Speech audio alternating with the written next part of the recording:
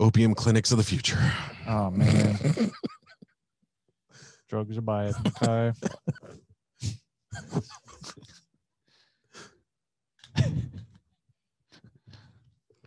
So if you move 5 feet to the left, you'll find a Pokemon. Now, I don't want to leave my couch. You know why? There's 6 Pokemon in my couch. Who knew? I love this fucking game. I might never do reality again. Fuck my friends. Oh, that's Christopher, the Film Freak Kessinger, and this is Made to Motivate podcast. Good evening, everyone. Highlights of the news: traffic accident. Beaver County man is being held for murder. It's more later. What's going on, y'all? You're tuning in to the highest rated, most listened to podcast to ever grace the airwaves, and you're a better person for listening to us. All right, maybe not, but you're really going to enjoy it anyways. This is Made to Motivate podcast, and we'll be talking social media hot topics, pop culture news, the greatest in movies and music, and all things sports. Make sure you're following us on social media at Made to Motivate podcast on Facebook, Instagram, and Twitter, and you can watch the show on our YouTube. Thanks for tuning in, and with that being said, let's get this show started.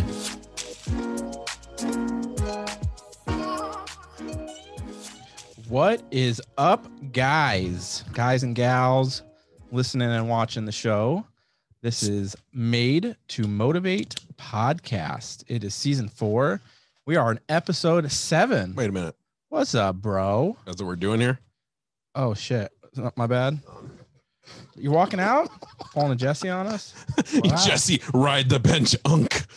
Jeez. Feeling a little flush. We had some pre-game drinks, and I am feeling drinked up. Feeling good. Feeling good. What'd you have? Good. I had a marg. Frozen strawberry marg. Big guy. Big gulp. Salt on the rim.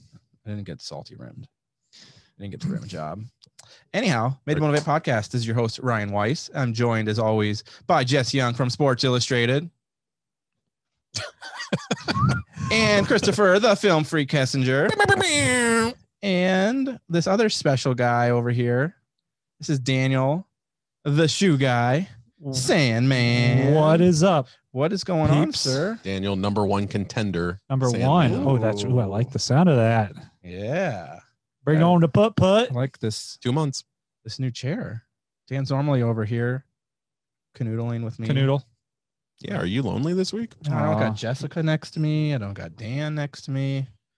I'm lonely. Look at this. We don't have Jesse. I'm here. jealous about one of those, and you figure it out. I'm just over here. Jessica. Miss you, Jessica. Thanks for being on the show last week. If you haven't watched, Jessica from New York. Akron, Ohio. So now in New York. There you go. She's doing videos and movies and things like that. But anyhow, check out that show. We got another show for you today. And it's episode 7. So anyways, what is new? Jesse's not here if you didn't get that at the beginning of the show. And I am wearing a shirt. I'm not naked. I don't know if the camera's showing that or not. I can only see your neck up, though. My neck. Yeah. I got a big neck. Christopher, what is living the dream looking like for you right now, sir? Well, just got done with a couple of reviews this week, man. Wrote a freaking super long one, 3,000 words. Ooh. And my mind is mentally spent. Yeah. Other than that, just nothing really new, man. Just planning my trip for Blockbuster. How'd that snowstorm fare you? Oh, pretty good, except for work. Work sucked. Yeah. So like the next day, we got 4 inches instead of 10 that they were saying.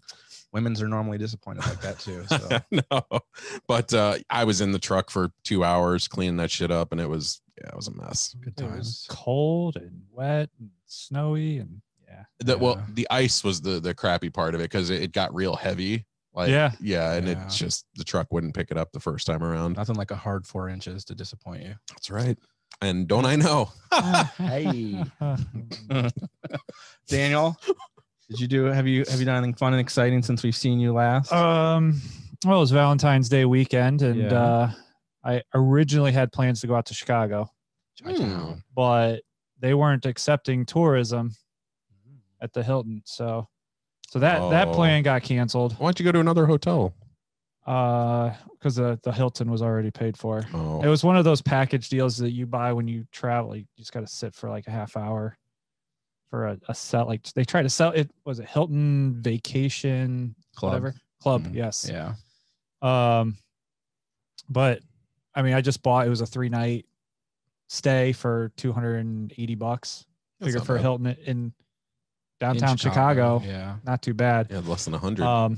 Weather was extremely cold out there, so I'm kind of glad that it didn't work out, but ended up having the whole weekend off. Did some shopping. Yeah. That was pretty much it. Very Bought some Lego. Yeah. Put some Lego together yesterday. Made a pretty cool Stormtrooper helmet. How long did that take you? Well, the video I recorded about a minute and 10 seconds, but it really took me 2 hours. I did a time lapse. That minute would be impressive. The stories we tell people. Yeah. It was a minute and a half, but it felt like 2 hours. Right. See, it's on camera right there. That was it, man. Nothing. Yeah. Storm yesterday. I mean, I was working from home, so it really didn't affect me. Yeah. The driveway is still full of snow and ice. Haven't touched it. Mm-mm. Hopefully Mother Nature will come through, warm things up. And That's how I am. I just make tracks. It's like, fuck it. I'm not getting out there and shoveling that shit. So I got a 4-wheel drive car Yeah. to get in and out of the garage. Yep. What about you, Ryan? Did some shopping for Valentine's Day. Bought myself some Lego as well. I haven't built it yet and done a time lapse like Dan yet, but You should try to beat his 2 hours. mine's more pieces. Oh. So I don't think I'm going to do that, but I got a Beat my 2 hours. I'll It's a try. challenge. I'll try. You're on. I got a Star Wars TIE Fighter. So I want to build that and hang it down from the ceiling down here somewhere, like fishing line. I don't know if I'll put it there. I don't know. But I thought it'd be cool to hang down here. Mm-hmm. I've been wanting to buy some new Lego for a long time. So got that. And then I got a new one of those Lego bodysuit Avengers things, but I found one in Captain America. So I'm going to build that. It's not over there yet. Sorry. Thanos and Iron Man over there now. Yep.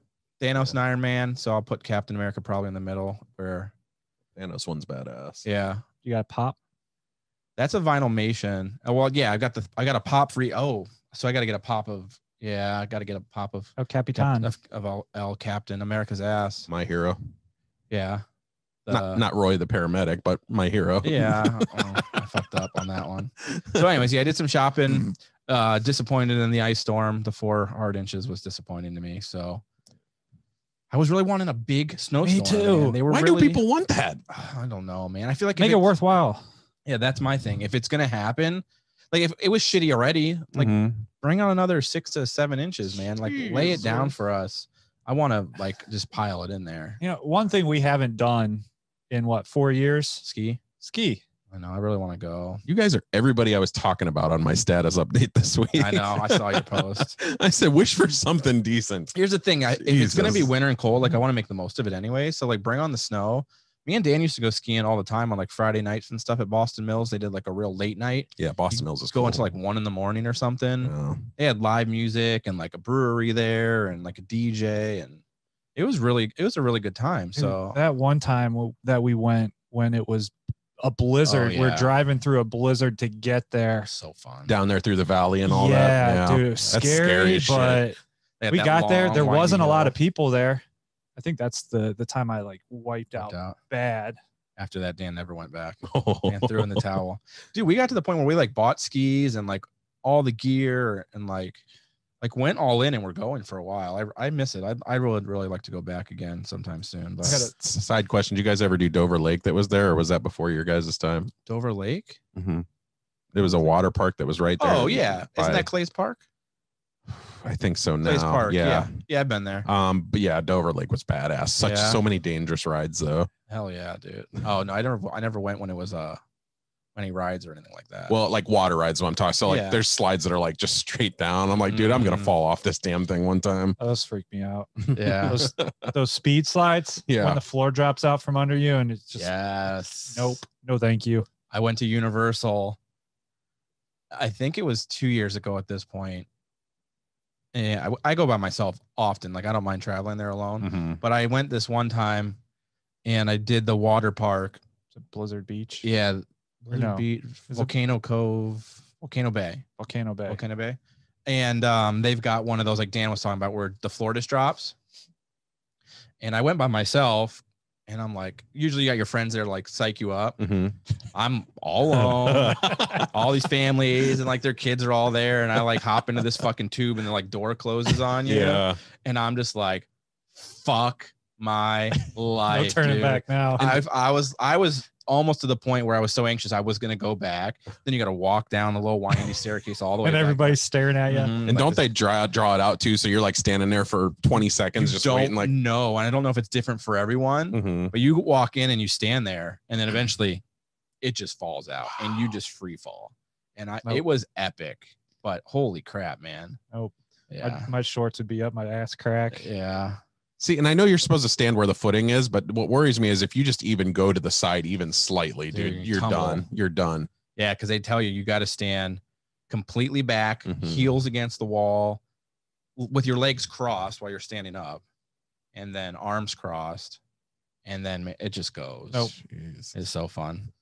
But yeah, I'd do it, but it's just, it would creep me out at first. Yeah, it's just the worst part about it is the waiting. Yeah. Just not knowing when you're going to fall. Anticipation. Yeah, that's what gets me. That's like with even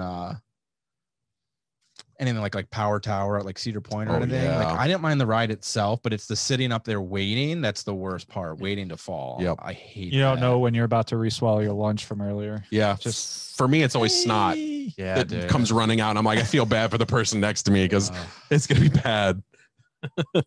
Yeah, so nothing too exciting though. Where do we want to start the show today? What do we want to start off with? So Jesse's out, so we've got a real brief sports segment.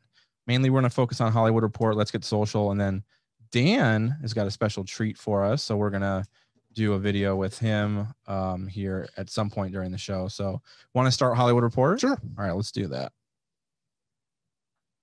No. Fuck that segment. My God! Okay, it's happening. Everybody stay calm. What's the procedure, everyone? What's the procedure? Stay calm! Wait. Everybody calm down! News team, assemble! Bum. Such inspirational Hollywood music. Report. Yeah, that soundbite is probably the best one. It's my favorite. I mean, I'm being biased. I know you're a little biased, but what is new in the world of Hollywood? Got a lot of stories to talk about this week, but there are little tidbits here and there. They all make up a big picture of tidbits. Music and movies. First one, the Cruella trailer dropped today. Yes. Starring Emma Stone in the titular role. That is a word. Yes. So did you guys get to check it out? I checked it out. Yeah. I chickadee checked it. What'd you think? I like it. I like it too. It looks good. It's kind of dark. Yeah. Mm-hmm. Seemingly dark. I think it's gonna be it's gonna be good. Yeah. Hopefully. I like that they're doing like a character piece more so with it. Yeah. Then it's not the typical Dalmatian. They did the one. Was it Meryl Streep? Glenn Close. Yeah. They did the remake with her, where they basically the movies. same exact story as the animated one, Mm-hmm. but just the live action. So I like that they're taking this a different route. Emma Stone looks legit as Cruella too. Like they did a really good job, I think, with the casting for her. I'm excited for it. I know you've got some hesitation with it. Well, I'll get to that here in a second. My first impression of the trailer. So all day, I've watched this twice now. Yeah. The second time I finally figured out what this trailer reminded me of, Birds of Prey. So if you watch the trailer to Birds of Prey, the Margot Robbie movie, and you watch how this one is edited, they're very similar, especially right down to the soundtrack.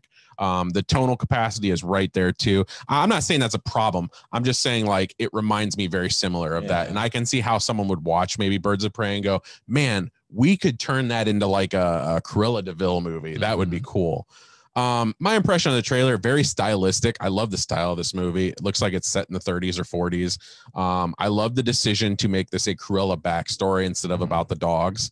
We can kind of see her origin story. I think for certain characters that's appealing. An origin story can sometimes get weighed down or cliche. For Cruella DeVille, we don't know a lot about her, so I think there's intrigue there. And Emma Stone, you know, people forget, you know, you said she nailed it. Like, she is an Oscar winning actress. Like, you know, for La La Land, she did take the best actress home. God, another one, man. Really? Fences and La La Land? La La Land was whack. Our friendship is really getting strained here. It's not good. I tried so hard to like that because I like her and I like Ryan Gosling. I just can't get into musicals myself. Yeah. It's not even that, because I love Greatest Showman, but that, oh my God, I love Greatest Showman. You don't like that movie? Oh gosh. Chris is walking up the stairs now. He's done. I mean, it's cool if you don't want like factual movies. That's cool, because nothing about that movie is honest. It's great. Anyways, but too far off track here. But so like Cruella, yeah, I about 98% I'm sold. You know, everything, like, to me, like I said, looks good. Soundtrack's great. Emma's gonna kill it. Let's be honest. And I love it. There's no other real big stars in it, so it just kind of leaves the focus on her. You know, let that title role be what it is. You know, she's the main focus for sure. What scares me about this now, where that 2% comes in, is Disney Plus. Now, some people at home will probably disagree with me and say they've gotten a lot out of their Disney Plus subscriptions. Oh, Chris, you know, The Mandalorian, you know, we're talking WandaVision, all that.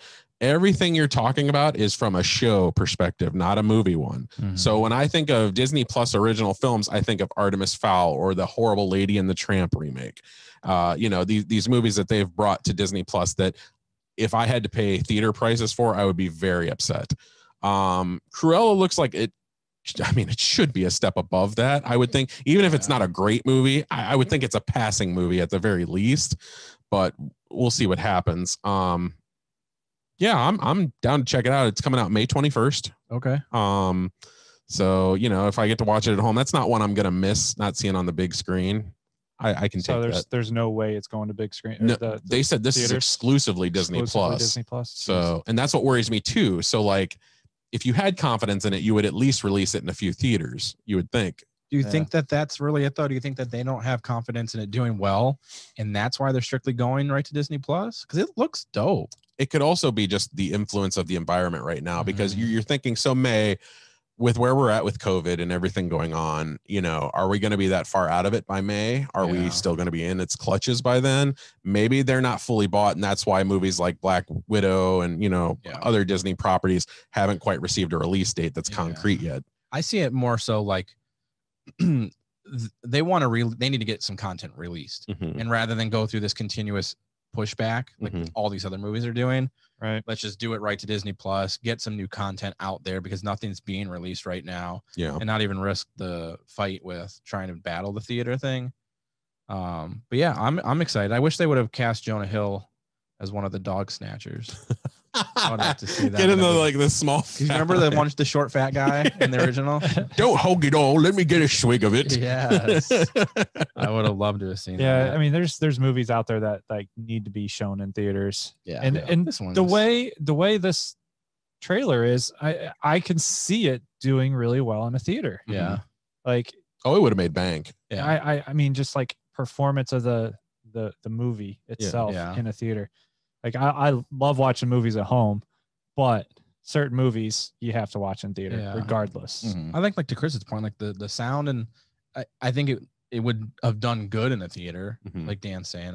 The visuals and the music and everything. It's a kid movie or family friendly movie, so you're going to get people out there to see it. But it's also got an edge for adults, right? Oh, absolutely. Yeah. I mean, it's definitely. I think it would have been well rounded, though. I think it could have been successful. I don't know. I'll watch it on Disney. It's gonna be free, or is it gonna be like Mulan? That I don't know. I know that they regretted the Mulan mistake, so I can't imagine they're gonna charge at least that much again. Yeah. See, that's the thing. So Mulan was what, 30? Yeah. So I don't know. $30. I hadn't seen Promising Young Woman last week when we did the show. Oh yeah. So I just watched that, and it was fucking dope. Yeah. But not to go too far off track, but I paid to rent it, and I paid $20. And I mean, that's a lot to rent to watch a movie at home, because I watch it by myself. It wasn't like we've talked about in the past where get a group of people together, pay $20 and split it and watch a movie. I paid $20 to rent and watch that movie and not even own it. 48 hours, I think. 48 hours. You know, if I owned it, I mean, it wouldn't hurt as bad, but 20 is a lot to rent a movie and that's it and it's gone. I know it's new release and it's whatever, but So for this, I wouldn't pay $20. Yeah. Well, there's no way I would pay $20 to watch Cruella at home. We've had this discussion as far as the pricing goes of this whole thing. And like, for me, I think honestly, a rental should be the price of a movie ticket. And then as far as like owning it goes, $20 for Promising Young Woman. I would have paid $20 to own that for sure. If there had been a choice like $20 to rent or something, or $25 to own it, I would have bought it. Like I very rarely rent a movie. Yeah. Like digitally, I just buy it and own it. If it's something I'm going to pay the money to rent anyways, I like it enough that I'm just going to own it. You know, like there's pay the extra $5 normally. There's like a $5 difference or something. Because Promising Young Woman, I would have definitely liked to have owned, and now I'll probably buy it and have now $40 invested in it after renting it. So, but it was worth seeing. I didn't want to wait. Yeah, no. You know, based on how much hype you guys gave, I know Chris. I didn't give anything. Didn't say anything. He said that movie was dog water and don't waste your time. But I still watched it anyways, and it was fantastic. So you got to be impartial right down the middle, because if you say it's horrible, then you're going to come back and say, "Oh my God, you were so wrong, and you don't know anything about movies," and blah blah blah. In your capacity, it's got to be very tough to walk that line, because then you got people blowing you up like that movie fucking sucked, or it was great. What are you thinking? Yeah, whatever. Cruella though, I'm excited for it. Yeah. Let's keep in the world of Disney Plus for a second. Gina Corona this week of the Mandalorian fame. She was booted from production after her very well put. After her controversial Twitter spewed a lot of venom about everything from transsexuals to I mean, I've heard a lot of things. Mostly transsexual was the worst part of her Twitter. Guys, as far as free speech goes, you know, in our society, and, you know, how that parallels, you know, being in a major property like The Mandalorian, do you think this is acceptable? Do you think this firing is a good thing or a justified thing? Look, we've said it before, and the cliche saying is freedom of speech isn't freedom of consequence. Freedom from consequence. Yeah. And to each their own, and however you feel about things. Like, you're never gonna, we can't battle with making everyone feel the same way about everything. You know, she's her own person. She's got her own political views and agendas and everything, and to each their own. But when you're representing a company or a property, you have to be cautious in the things you say. Yeah. And for Disney, as tough as his decision as it is, I liked her character. I liked her being in that show. You have to make sure you take the stand to separate yourself from your values and your beliefs. And when someone that you're paying or is on your payroll is being very openly candid, you know, very open about an opposite viewing of that, I think they had every right to cut ties with her. I mean, it sucks, but she's got to know that in that role, you got to be cautious. Any place of power or position of being in the spotlight, you have to watch the things you say, because you know that you are on the chopping block at any moment. I don't know if she didn't care, or she thought maybe there's no way they'd let her go, but I don't. She's always been an outspoken person, and this goes back years, like back to when she was an MMA fighter. You know, she's always been that kind of person. She don't care, you know, about who doesn't like her opinions. She's going to say it regardless. Now, as far as my opinion goes, let me first of all start off by saying I 100% agree with you. So, like, to me, I think it was the right move to do it. And I think when the key word there is you're representing a company, especially one as big as Disney/Star Wars. So, like, you know, this is kids, this is all kinds of things, and they're linked together now. Anytime you find a story about Gina Carano or The Mandalorian, it's now with this Twitter feed. So to me, I think, the responsible thing is to let her go. The one part where I worry about this, though, is I look back at cases like the James Gunn thing, you know, where he made the joke about pedophilia when he was a comedian. He was a stand-up comedian at the time. This was long before he was a playwright or a producer or director. And, you know, basically Hollywood canceled him temporarily. You know, he got him kicked off of Guardians of the Galaxy and all that stuff. So that's what kind of worries me about this. It's that when you set a precedent by this, and it could be many topical things. It could be, you know, transsexuals. It could be racism. It could be, you know, pedophilia, all this stuff. What's the line? What's the defined line?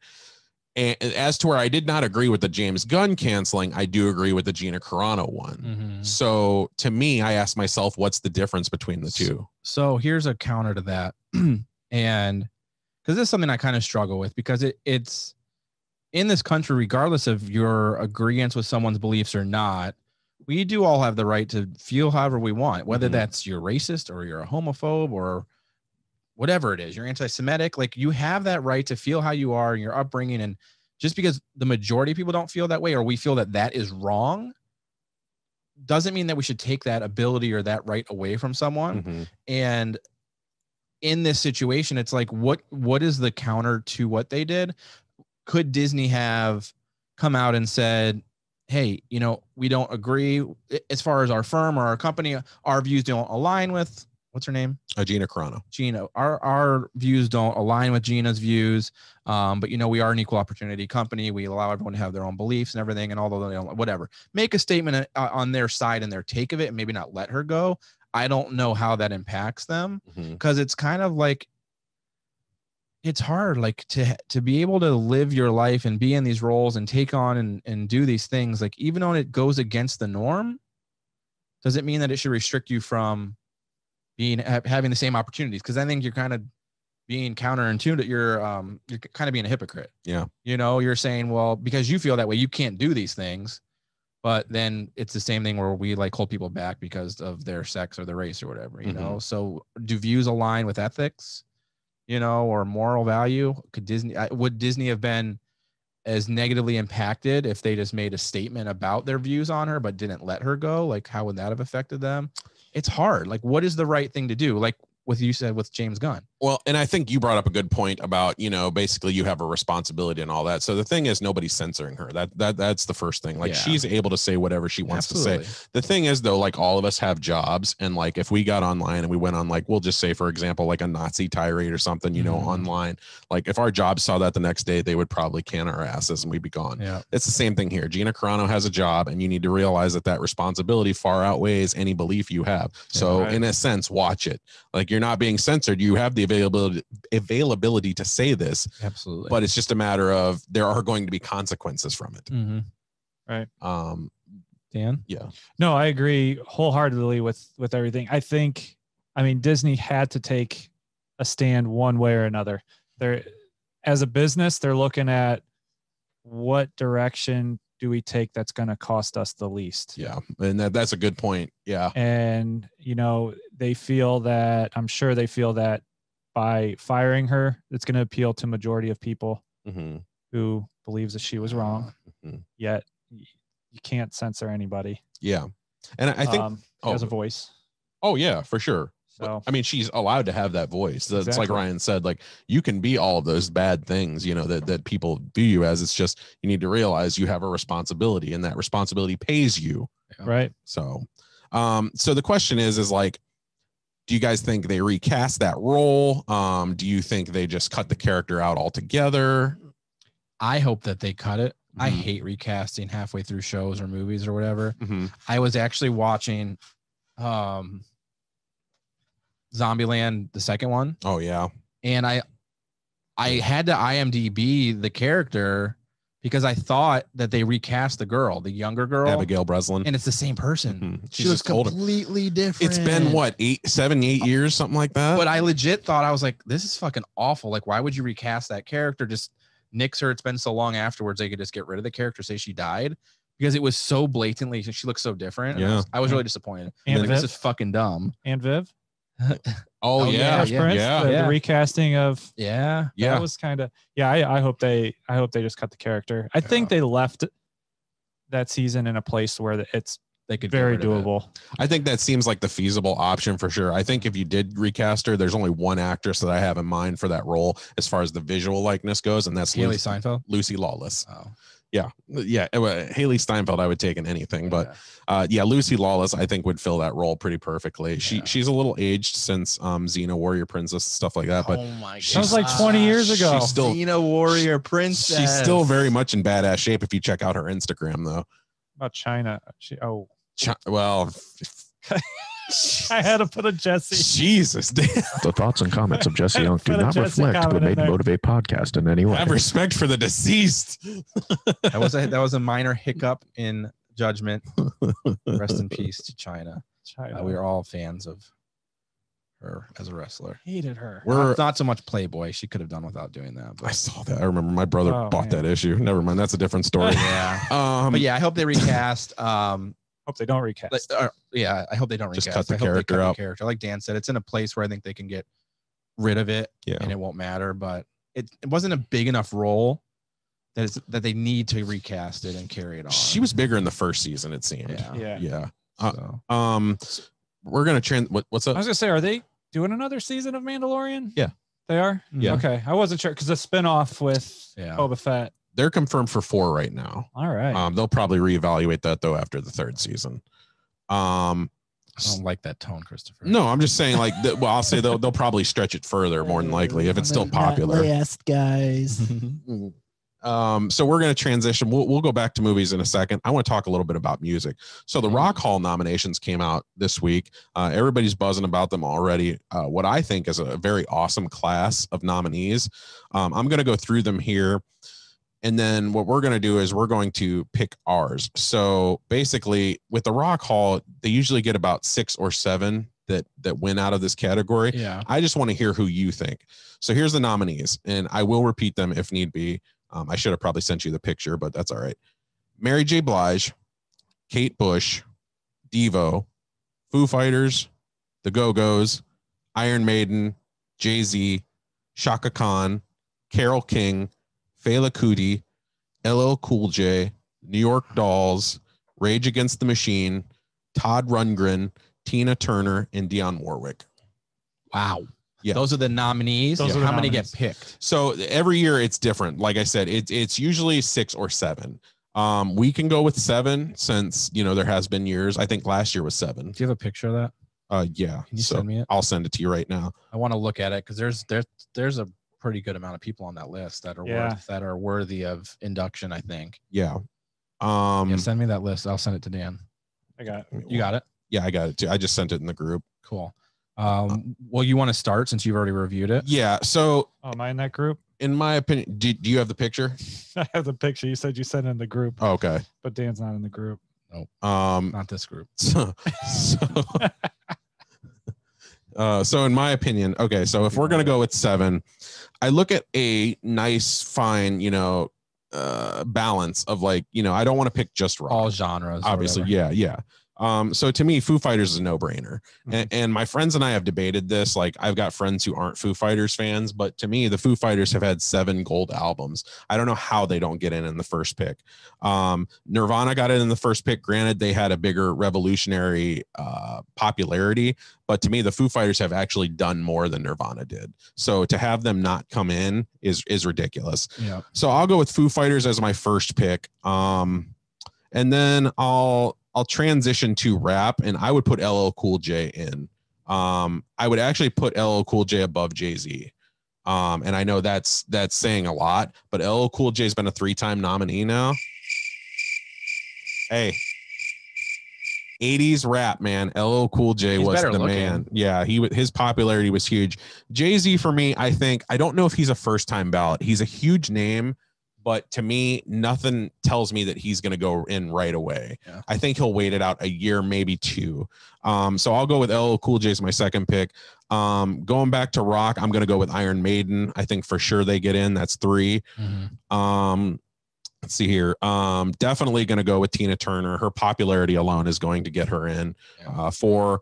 I thought about maybe Mary J. Blige, but the only thing is this is her first time nominee too. So I don't know if this will be the year, especially with Tina Turner. Right. I think that seems like a one or the other, and they'll definitely go with Tina over her. So I'll leave her out for now.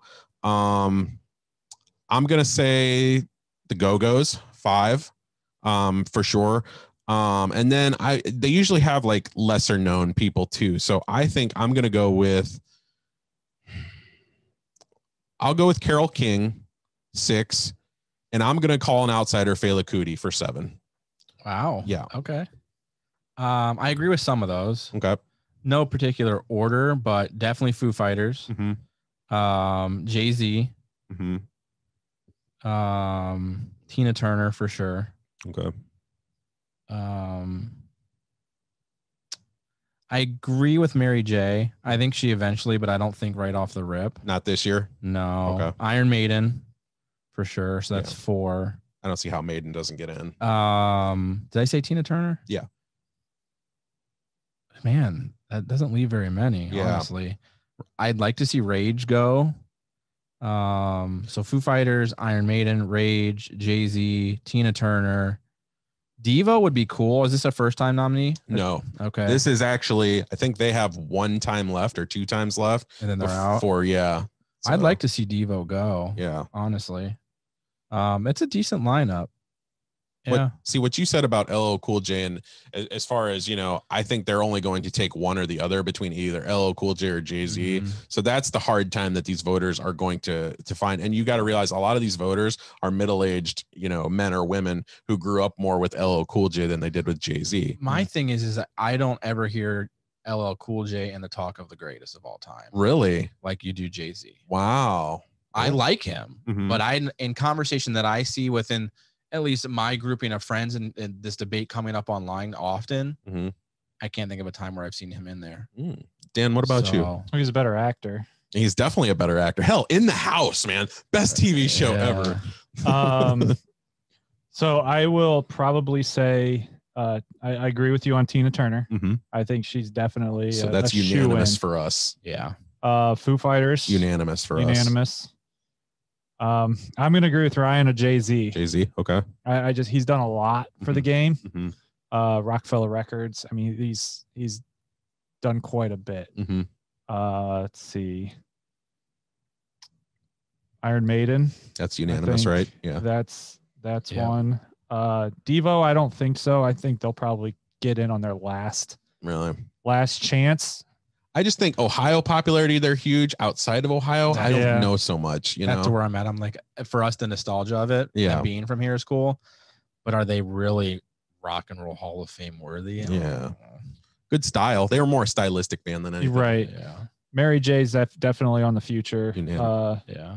Oh, this year or no? I think not this year, but within the next couple years. Do you think it's more the Turner or Blige debate? I think so. Yeah. Yeah. And Tina Turner's her legacy far and above. Yeah. Well, she's winning the popular vote right now. They've got a popular fan vote going on right now. She's first. Foo Fighters are second.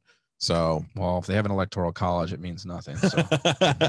Votes being counted after midnight. Rage Against the Machine would be cool to see them go. Yeah, I like. But I would put them on my list. The voting hates them, man. They completely screwed them out last year. Yeah, they hate Rage. So they only got 30% of the vote, I think it was. Now, granted, that vote's going to increase with each year. So maybe they go up to 35 this year. Okay. Man. But they hate Rage Against the Machine just because of everything they stand for. They're so prejudiced against them. And Shaka Khan. She was a talk of a lot of like award shows. I like it. And kind of I don't know how to say it, but like the impact that she's had on female singers, Black female singers, that I think she would get in. I like it. Around. So his outside's Devo, mine's Fela Kuti, and yours is Shaka Khan. Shaka Khan. I like it. Cool. That's good. I mean, that's interesting. Was that 7? I don't know. I lost track of mine too. Okay. I was like, I like these people. They sound good. I didn't number them. I can't count and think at the same time. 2, Not a math teacher. 1. When is the inductee? When is the? They announce ceremony? It in May, but the ceremony is in October. Are they? Oh, I wonder if they actually get one this time. Have you ever seen a concert live at Rock Hall before? Yes. It's dope. So I saw Linkin Park there a week before they got famous. I saw them too. Were you at that concert? Yeah. So they were still known as Hybrid Theory at that time. And I was like, I remember going and the ticket was like $5 or something. I'm like, sure, I don't have anything to do. It's Tuesday night. Let's go. Me and my buddy went and we got there. And we bought the CD, and I was like, that was one of the best concerts I've ever been to in my life. Good, man. Yeah. I saw Our Lady Peace there. Do you remember Our Lady Peace? Yeah. Dude, that was a really, really good show there. It's so small in that little entrance area. We were on like the 2nd story balcony, like right overlooking the stage. Man, that was a fun place. I haven't been there in a long time. I want to go back. I've only been to the Rock Hall once. Me too. And that was backing my old Dodge Stealth up against the fountain and getting a group picture. That was it. Nice. You go inside? I never been inside. Oh my gosh. Yeah, I've only been in the museum once. Never. I don't know. I'd like to go, but it doesn't really like when I want to go do something. That's not. It's a drive. Never comes to mind. Mm. In Cleveland all the time. We do it as a winter thing, because it's not. It's indoors. It's not like a summer thing. Yeah. But we usually go at Christmas time when my uncle comes and visits from New York, and we'll go. It's really cool. There's a lot of really cool stuff in there. They've got a good gift shop area, a lot of records. I got some pretty cool exclusive vinyl there before. And then they change out stuff. Like they've got exhibits that cycle through. When I went, they had a photographer exhibit there that did a lot of celebrity photography. It was super dope. Badass. There'd probably be some behind the scenes. The whole like upstairs area or whatever. It was dope. They got a good 9 Inch Nails section that I really want to check out. They just did. It's like a cool statue of Trent Reznor, and it's when he was at Woodstock 94, covered in mud and all that, and he's just holding the microphone. Did you see the big expansion they've got planned? Yeah, they got a big expansion planned on there. They're going to add a whole new section like going towards the science center and stuff. You have to. I mean, it gets bigger every year. Yeah. You're inducting, 6 or 7 new artists every year. Right. Cool. So yeah, we got 2 more things to talk about. One of the things I watched this weekend was this Britney Spears documentary called Framing Britney Spears. And I wanted to discuss this a little bit because it's getting a lot of popularity and polarization in the media right now in terms of what side you decide to take. It's bringing down a lot of people with it, like Justin Timberlake, who she used to date. Justin recently apologized for being a player in the game who basically led to her her mental fallout. Yeah, her mental fallout in the media and the way she was depicted.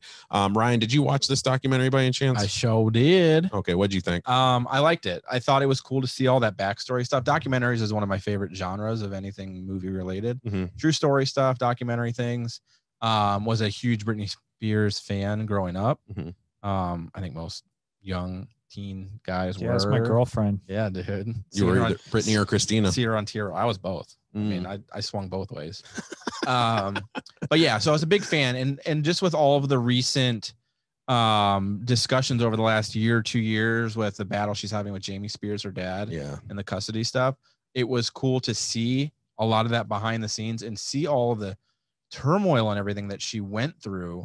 Not cool to see that she went through it, but to understand and really visualize what that is like and how damaging it is, and like some of the comments that these show hosts made, inappropriate comments and things that they made to her, and asking about boyfriends when she was real young and her boobs and the sexualization of her. So that was really interesting.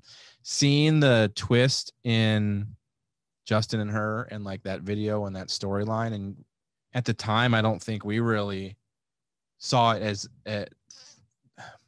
took it in as how she took it. Obviously, we don't see it from that point of view and how demoralizing that was to her, and him coming out and joking about their sex life and things. So is that why he's getting the hate though? Because that's the one thing I can't understand from all this. So he's getting the hate because of the way that he painted her to be the bad guy and just how that affected her. So that's where they're pushing it as kind of like, as the popular lead singer of the boy band, you got away with it, and she was made out to be this homewrecker, skank, slut, whatever, sleeping around. Okay. And he was the radio interview that he made where they're asking about, did you guys have sex? And like the way he handled it. Yeah, I did it. Yeah. And then that music video painting her as like the villain and everything. So he's just getting hate. I don't think we can necessarily say who was right or wrong. Yeah. Because they didn't get too in depth into the relationship issues. And there's my problem. But he's getting the hate just solely because of, I guess, probably the way he handled it, where it could have been more of a private matter. And he just outed her, in that song and everything. So that he's getting a lot of hate for. And then the Janet Jackson thing I didn't get, was it because he didn't have any part of her titty coming out? How would he know that that's going to come out? I don't know if it's because she was looked down on or held accountable, and he didn't, and he got away with it. I think so. I'm not trying to, and what do you get away with? If there's something I'm missing, by no means am I trying to play it down. I just really don't understand what that, because he came out and he apologized to both Britney Spears and Janet Jackson. And I was confused about the Janet Jackson part because I didn't understand what happened that I missed. No one was at fault. It was a complete accident.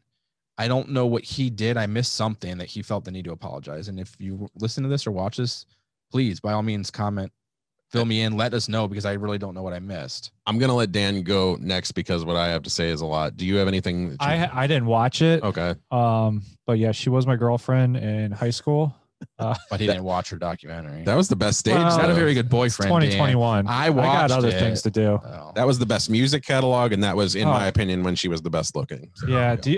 I remember that world premiere, TRL. Yeah, dude. I used to watch TRL all the time. I went out and got the single, and it came with a little card. I put that in my wall, and I took it to school. Yeah, but do you have Flame me if you want? I don't care. Do you have the 12-inch Britney Spears? I have a 12-inch. The doll from the Hit Me Baby One More Time outfit. Ooh, no. No, you do? I don't need the doll. For me as a gag gift for my birthday. Just be up here. It's like a Barbie doll like style or whatever. I got the vinyl Britney Spears Baby One More Time for my birthday this year. Damn. Yeah. Y'all are serious, man. Oh, I liked Dude, I was in love. I had the Rolling Stone where she's on the bed. Yeah.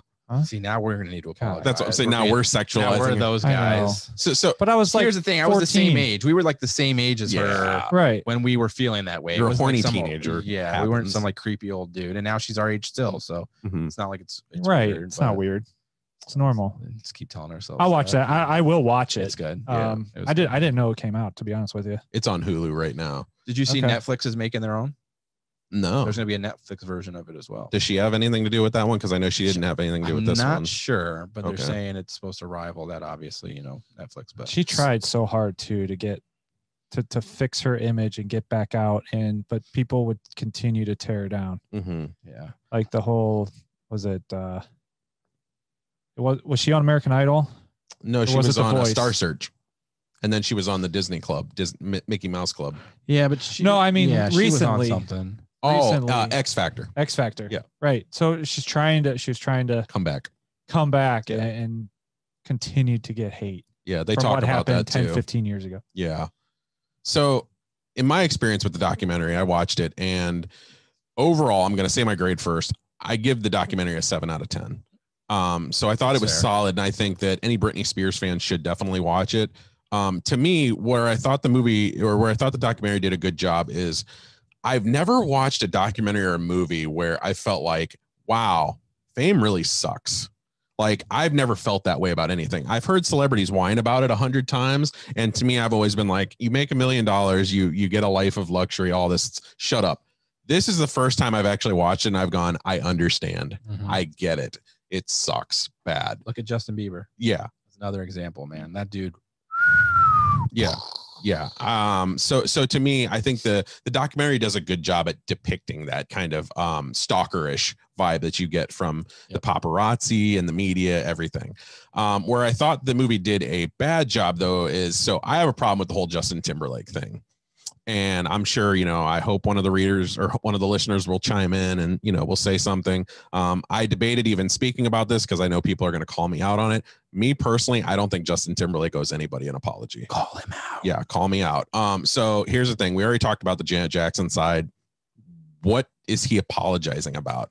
Because he ripped off something, like he ripped off a piece of clothing that was a choreographed dance move. Right. What is he supposed to do? Yeah. Sticky fingers. And as far as him getting off when, Janet Jackson didn't, that's more your problem with the media, not so much Justin Timberlake. There's nothing he can do about that. It's not like he can step up and say like, look, bust me. I don't want a music career anymore. Take me out of movies, all that. I'm just calling it how it is.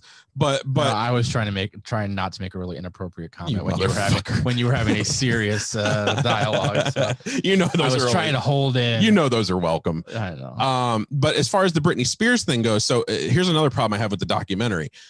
They basically gloss over why that breakup happened in the first place. So in terms of, I think both sides are wrong in the matter because, it takes two, as they always say. But Britney Spears cheated on him.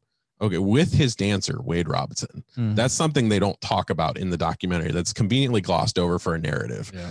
And to me, I think responsibly, you have to talk about that because that's the reason why Justin was so angry in the first place. Without that, Justin just looks like a bickering asshole. Yeah. And that's to feed a narrative. And not to downplay it, but I don't think their breakup isn't the end all say all of her mental instability going forward. No. They had a breakup. What role was his role in that, how big of it did it play into the overall demise of her? And to your point, they had a breakup. That goes both ways. Like if he was heartbroken and hurt, that's what artists do. Musicians do. They write about their feelings and they tell stories with it. And I don't think that he was in the wrong for that. So does Nick Lachey owe Jessica Simpson an apology for making a whole album of breakup songs and crying about her cheating on him? His entire career is about bad boyfriends. Does Taylor Swift owe an apology to every single guy that, she wrote about? I think I should get an apology for cheating on me with Justin Timberlake. Fucked up. You deserve a song. You didn't get a song? I didn't get a song. I should write one. I want a song by an artist, even if it's like an evil, scathing song.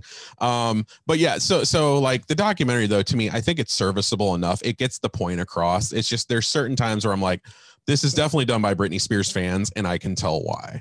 Like I can see where these areas are glossed over and all that. To me, like I definitely feel sorry for her though. Like I feel like, especially seeing her Instagram now, like I watch her Instagram and I see like, like, dude, like, I'm not saying as far as physical appearance goes, I just go like, she doesn't seem right.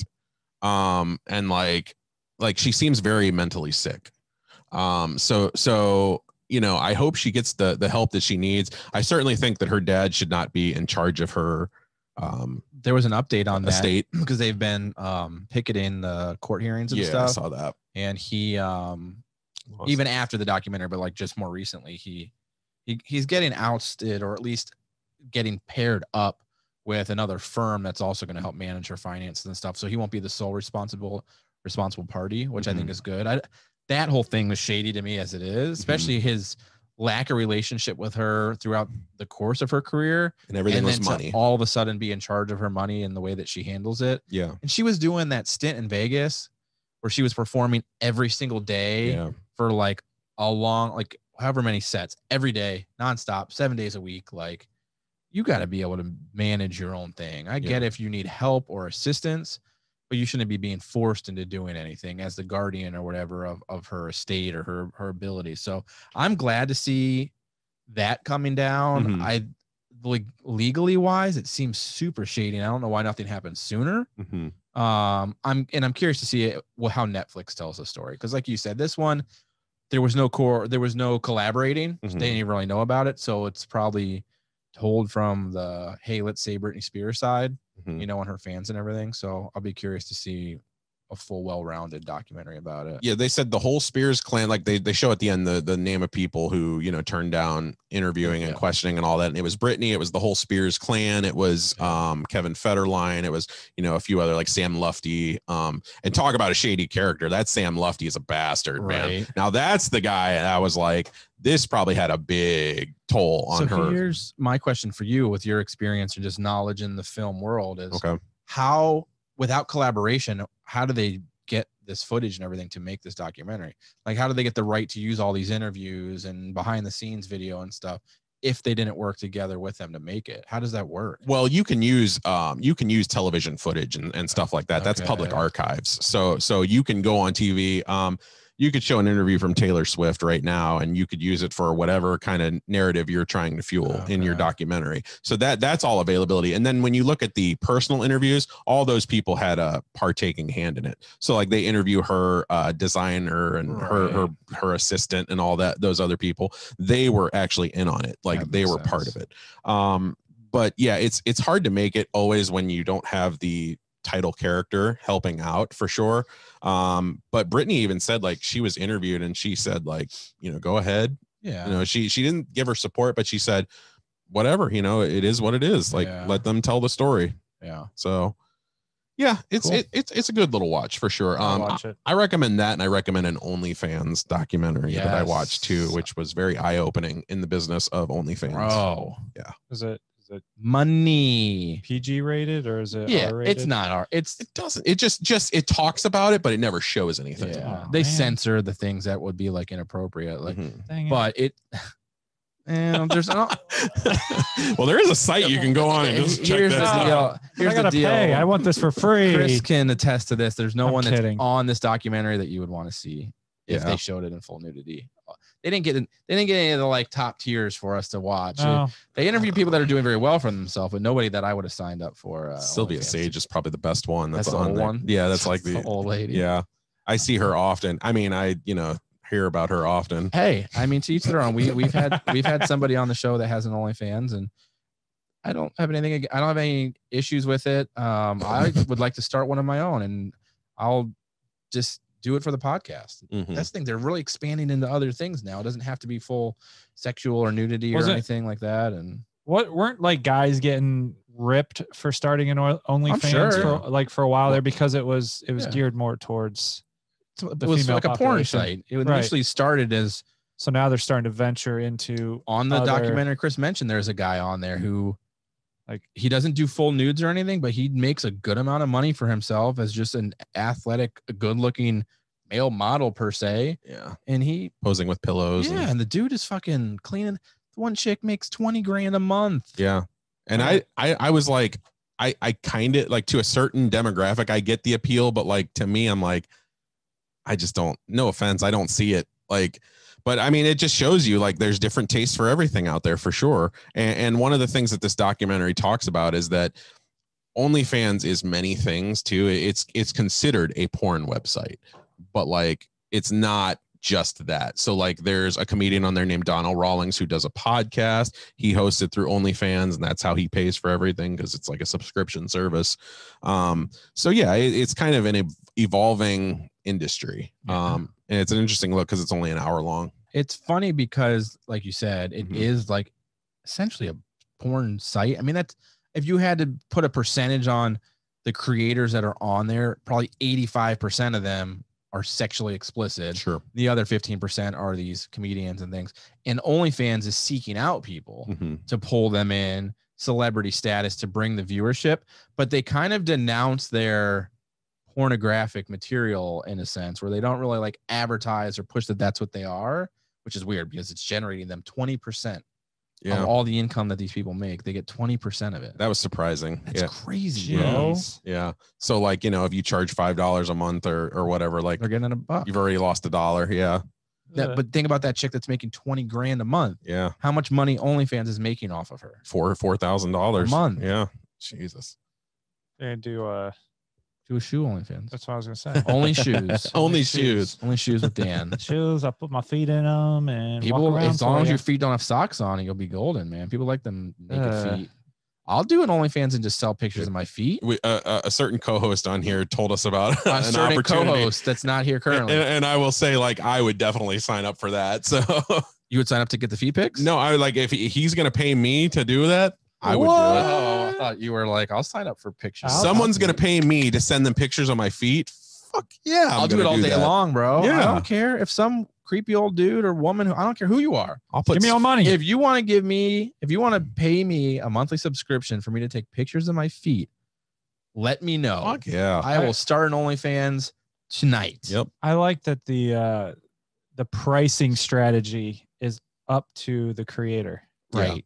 Yep. That's, I mean, and that's where you have to weigh that. So we talked to somebody about that on the show once, in terms of like, where do you set that precedent at, in terms of where do you feel comfortable charging people? Yeah. Right. So, yeah. And to an extent they do, but because of that Bella Thorne, is that her name? Yeah. The one chick that went on there, she kind of fucked things up for a lot of people. And they limited like how much you could tip or how much you could charge or something. She fucked something up where they rewrote the algorithm for pricing. Because she made people off $1 million in 24 hours without nudity. $1 million in 24 hours. 2 million, almost 2 million. That is insane. Yeah. If you're a celebrity though, man, what a way to clean up. Yeah. Well, what a way for this extra income. And that's kind of what the documentary was hinting at. It's like, it almost asks the question, like, is this the future of business in terms of like somebody can come on here and make an easy $4,000 a month or whatever and pay their bills versus, slaving away at a job and, not making half of that. Yeah. Yeah. I mean, check into the documentary.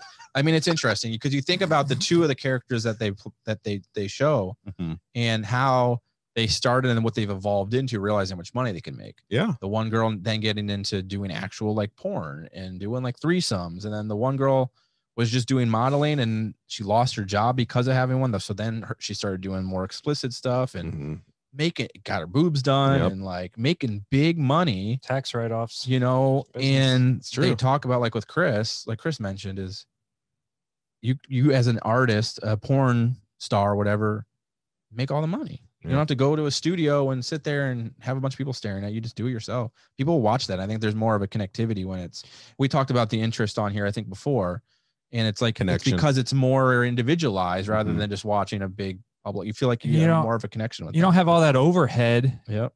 Director, editor, you can do all that yourself. And it doesn't matter what the quality. I mean, as long as you got a good camera, it doesn't matter. Yeah. That voyeurism type feel gets a lot of people. It does. It's a kink.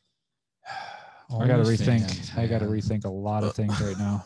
We got one more thing for Hollywood. Let's do it. So I watched a badass movie this week, and it was called Judas and the Black Messiah. Yes. So this was a movie that I've been anticipating since Tenet of last year. We got the trailer for it during Tenet, and it was one of the best trailers that I had seen all year round. This movie tells a story of Fred Hampton, the deputy chairman of the Illinois chapter of the Black Panthers. Real story. It talks about, basically his rise to power and his downfall at the hands of William O'Neill, who was an FBI informant, an insider Black Panther, who basically led to his downfall. Ryan, you checked this out a little bit, but you didn't finish it, right? Yeah. I started it. I got through a good portion.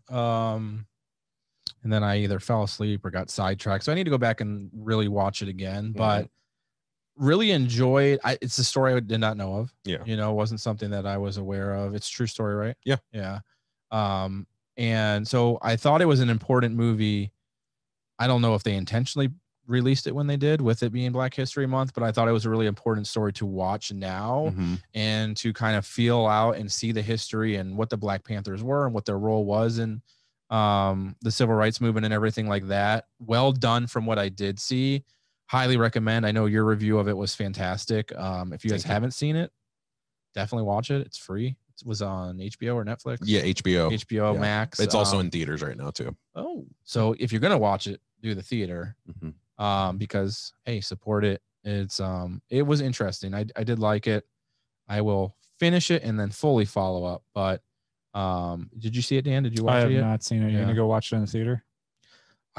Is it actually in theater? If you go to a theater, I'll go with you. Yeah. Practice what you preach. Yeah, I'm serious. I would though. Like I would see it again. Yeah. I want to see it. I watched it on HBO, but I would watch it again. Let's do that this week. I'm down. Yeah. I would 100% go see it in the theater. I would because I mean, one, to Dan's point, practice what you preach, but also I think supporting stories like that is really important. Yeah, very much.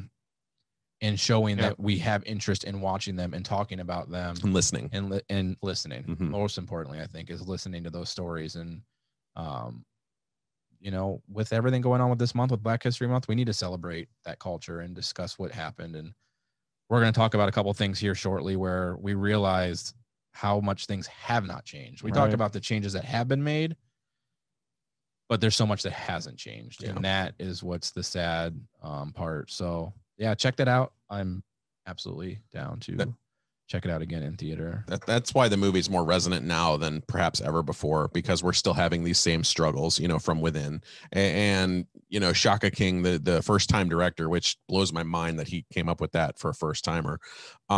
He adds a lot of urgency and he adds a lot of vulnerability, into his filmmaking. Right. I love the way that he depicted this Fred Hampton figure almost as a god on one instance, to his race and to the people that look up to him. But then they view him as a human and very intimate with his girlfriend, Deborah, in the film. I loved those scenes. I love those deconstruction scenes that look at him just as a person. That's important, not only for the film and where it plays on characterization, but also in us understanding Fred Hampton as a whole. Yeah. This was a real person with real emotions, real hopes, real dreams, and this tragedy that happened, because of it.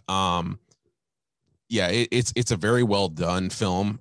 It's a very, what's the right word for it? It's a very blunt film. Right up front. Like, it's almost one of those films where you'll watch and you'll need a breath of air after you're done from it. And as far as I've only seen 16 movies so far this year. I've got this right at number 2 right now. Wow. What's number 1? Number 1's The Father. Okay. It touches very close to me. That's a movie that, because it's about Alzheimer's and, my family and going through that, it's very personal. Of course. Yeah. So I definitely recommend it, and I will totally go with you if you see it. Yeah, plan on this week. I am down. Okay. We will Or see this coming week. This weekend. Just not Friday. Friday. Yeah. Lots of good things to check out. A lot going on in the world of Hollywood. That's kind of our carrying piece right now because it's where the most of things are happening. So we got Rock Hall and Cruella. Check out the Britney Spears documentary and OnlyFans. It was what was it called? The OnlyFans one? Do you remember? God. It was New York Times presents I don't know. You can find it on Netflix. Yeah. It was Netflix, right? No, it was Hulu. Hulu. I don't Hulu for that and the Britney Spears one. Still got Margs running through my brain. I watched one after the other. Yeah, so that's why I know. But there's some good stuff out. You'll be able to listen and share this and find out more. We're gonna hop into Let's Get Social. Sounds good. Quickly. Let's do it up. It is July 20th, 1969, and man is about to land on the moon.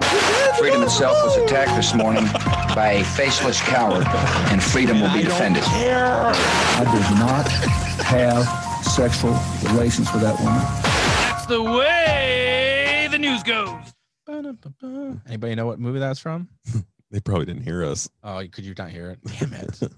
Landed on the moon. We landed on the moon. That is one of my all-time favorites. So good. And horrible sequels. One of the worst sequels ever, but one of the best originals. Worst prequel, worst sequel. Dude, Dumb and Dumber is so good.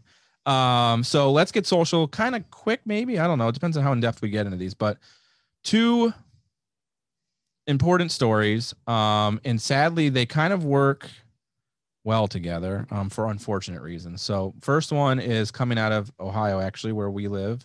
We're in Akron, Ohio. This was about 2 hours south of us in Richland County, which is around the Columbus area. But there was an inmate that was killed while in custody of the police this past week.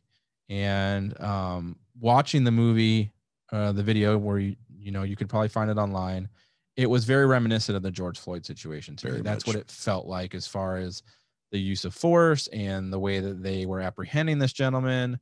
The only difference was this was a Caucasian male. He was already in jail, but he was being, held down by several officers.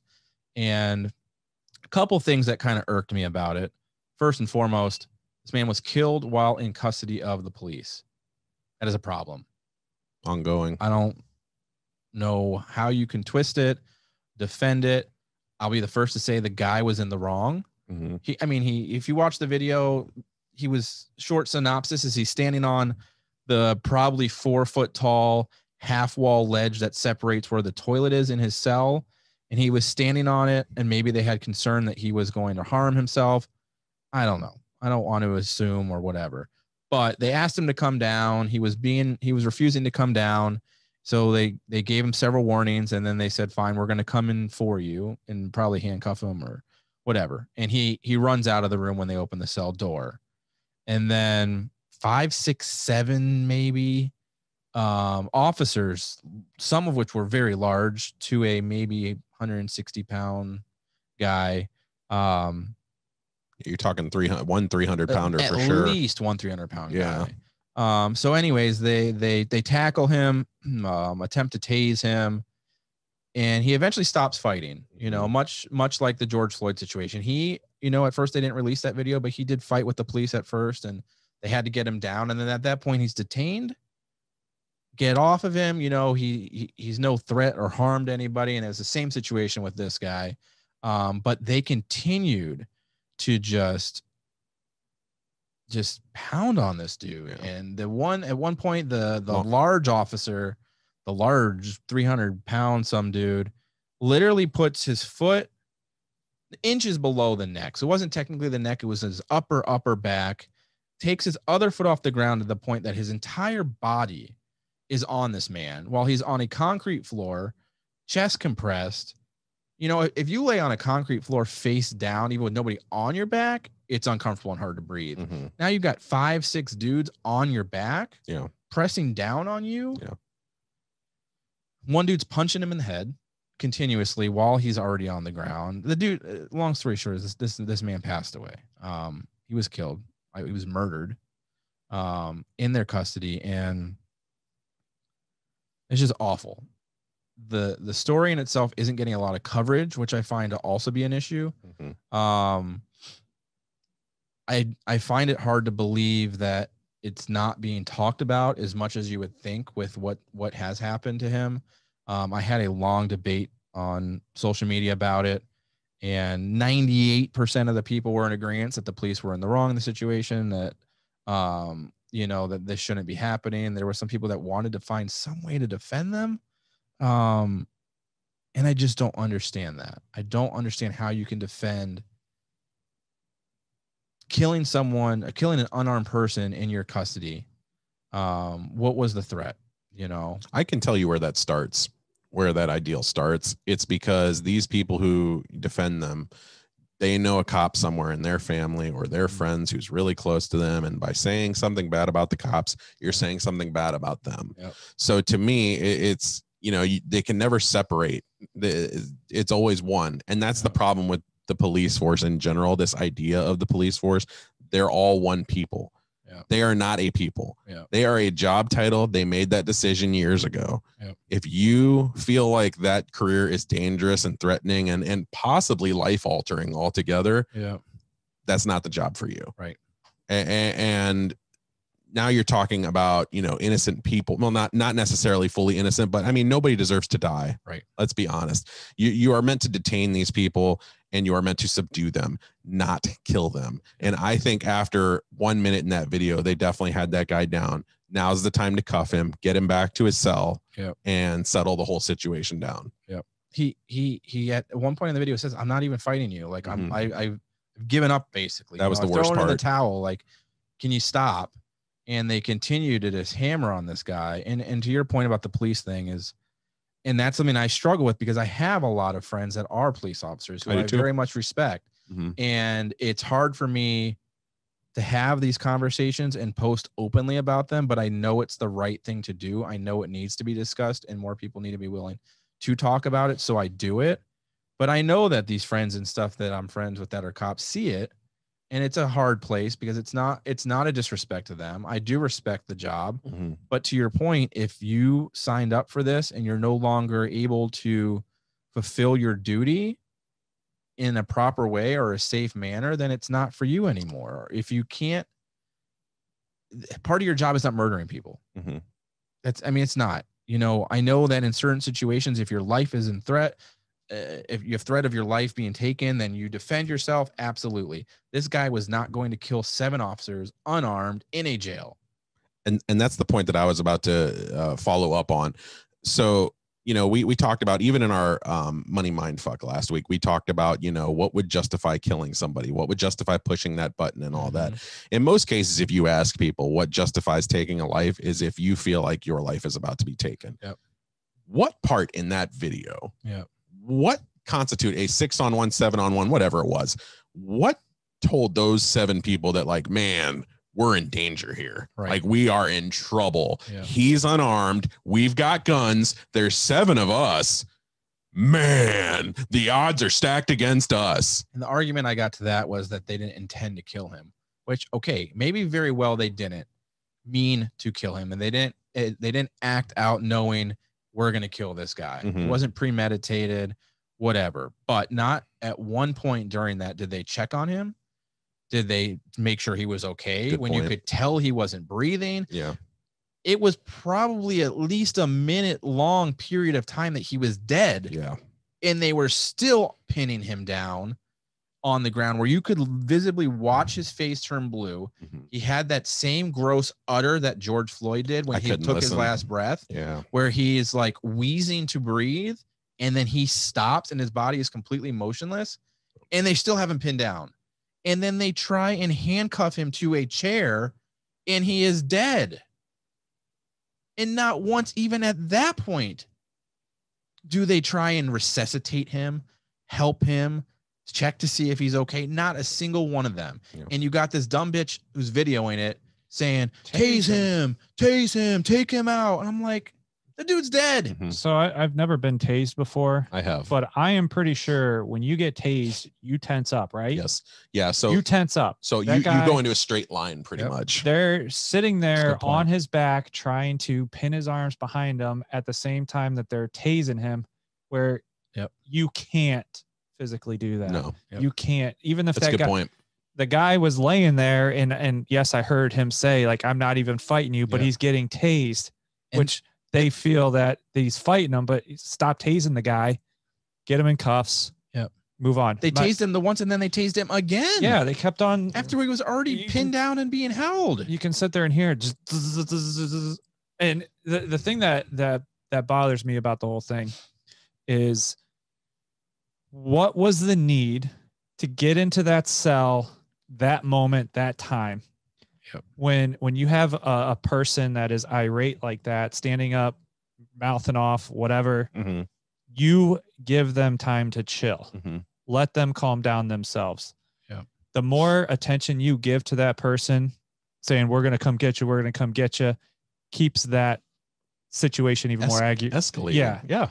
And that guy's not going to calm down. Yeah. To me, you raise it. Oh, sorry. So I'm just saying, like, just why, what was the rush to get in there to get him in cuffs and move him along? Here's my thing. If you're worried about the prisoner's, health, that he would try to harm himself or put his head through a wall or whatever the hell he's supposed to do in there, there's no objects in there. So like the best he could do is maybe cause brain trauma by, shoving his head in the wall. And look, as far as that goes, this is a fucked up thing to say, but like, look, he does that to himself.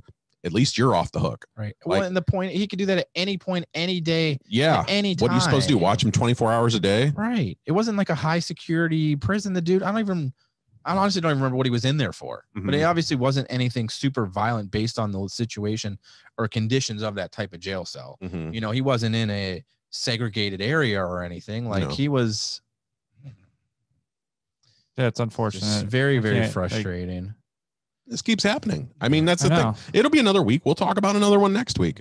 It keeps. But the happening. sad thing is, this one's not being talked about. Yeah. And I avoided the race card throughout arguments for a while when I talked about it, until one individual wanted to just keep pushing.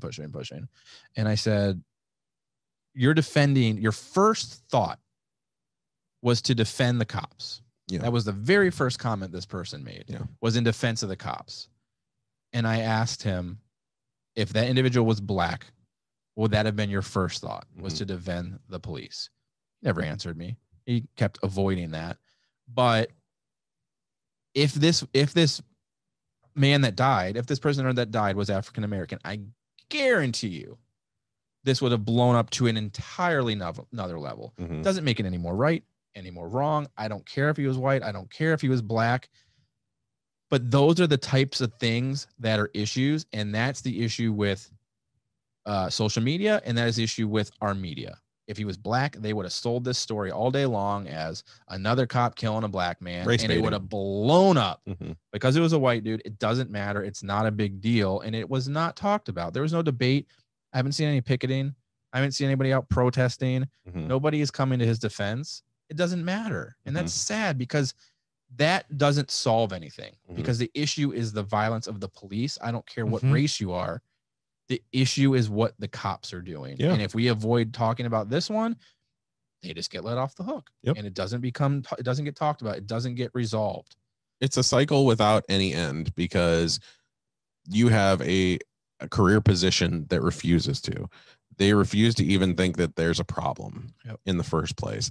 And like, so you had another comment on that thread. A woman had a husband who was a cop, I believe. And she had even stated like, this makes him upset and all that. And I said, good, that's kind of the way it should be. So to me, it's like this is the ultimate problem with police force. They consider it a brotherhood. And like, look, we're all in this together, and we don't narc on each other. We don't do this and that, like you stand by them as equals and all that. That's not the way any job should be. If I'm at work and I see something illegal going on that I know is going to compromise me or my position or my job and all that, bet your ass I'm going to my boss right now. I don't give a fuck if we're in the same position or whatever. I don't care if I swore an oath. That's a code of conduct thing, anything to me. Yeah. I could get in trouble for something this guy's doing. I'm taking him down before he takes me down. If you fail to report, you're equally as guilty. Yep. That's how I feel about it. Yep. And here's my thing is fuck, I just lost my train of thought. This isn't an anti-police or a fuck the police thing. It's not that we're against cops or this, for me anyways, personally, it's nothing to do with that. I am all for the job and the necessity of it and protecting us and what their duties entail. And I respect the job because I'm sure it is very hard, but that doesn't mean that we can't continue to grow and educate and train and be better at the job that they are doing. And that's all I think in the last year that we've all talked about this since everything happened with George Floyd and Ahmaud Arbery and everything, is that what do we do to rectify the situation that these cops are being put in? How do we help them? How do we make things better? If this type of thing was happening in any other job, there would be some sort of involvement. You know, there would be on the job training. There would be discussion around it. How are we going to fix it? It would not just be accepted. It wouldn't be brushed under the rug. It wouldn't be so. You get mad at the guy who doesn't put pickles on your hamburger, for Christ's sake. Right. I mean, don't even give me this shit. Right. Just that's all I'm asking for is just more consistent training. Yeah. You know, having check-ins more often, do mental stability checks. I have to do on-the-job training every month. I have to have continued education to make sure that I'm still doing my job appropriately, that I understand policies as they change, is that I'm held accountable for my actions. And I ain't killing nobody. You are in a position of power. So why did they get a pass? Why do we let it happen and continue to happen and write it off and find excuse and find ways that, well, you know what? They have a really tough job, so it's okay. Yeah. We all have tough jobs. Everyone has a tough job in one way or the other. Choose these jobs. And if you can't do it, don't do it. Yep. What are the 3 most popular words that you see on the back of a police car? Honor, loyalty, serve, or something like that. Protect and serve. Oh, sorry. Duh. Protect and serve. Yep. Protect and serve, not murder. Kill. Yeah. There was no protecting or serving of anything that was going on in that room. Yep. At that, in that precinct, in that jail cell. Like, stop killing people for no reason. Our government was very intentionally set up into 3 branches. Not one party has the right to be judge, jury, and executioner, and that's what these cops are doing. They are the executive office. They are not the judicial office. They have to maintain the safety of that person until their term is sentenced. And if they are sentenced to death by the government and they fulfill that, that is entirely their role and their job to do that. But it's not the police officer's job to do that. And it brings 2 points to mind. One, this is why people are politicking so hard for body cameras. Right. So when you get mad about having to put on a body camera every day, this is why. That's the reason why. And you can thank your brother for doing that. You know why? You know what else is the reason why? It's because of the LAPD, the Los Angeles Police Department. Okay. You guys heard the little story of a man named George Floyd? Yeah. You know what holiday we recently had? Valentine's Day. You know what LAPD thought would be a really appropriate way to celebrate Valentine's Day? A picture of George Floyd with the caption that said, "You take my breath away." The Los Angeles Police Department circulated a Valentine's Day picture of George Floyd saying, "You take my breath away." It's disgusting. How do we continue to justify this behavior? It makes me so angry.